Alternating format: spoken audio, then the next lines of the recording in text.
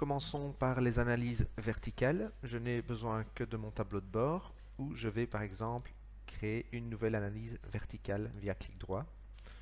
Je vais l'appeler analyse verticale et je vais simplement comparer les 70 avec les 60, 61, 62.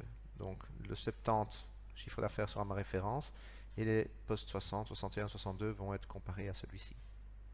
OK. Je vais travailler par glisser-déposer.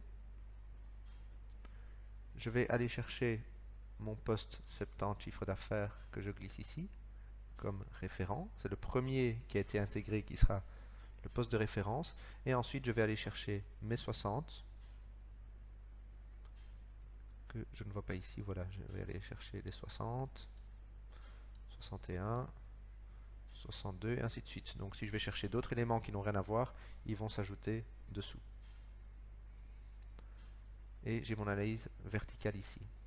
Donc la référence en valeur et les éléments comparés en valeur absolue et valeur relative. Pour une analyse horizontale, où c'est donc une période qui sert de référence, il faut activer les périodes.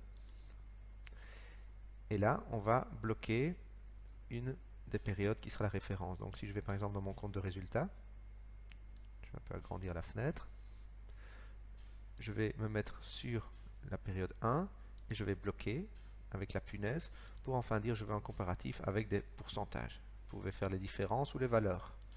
Si je mets en pourcentage, ma période souhaitée devient la référence et les autres sont comparés. Alors pour l'intégrer au rapport, c'est un peu particulier puisque tout est passé ici en analyse horizontale. Chaque fois la référence.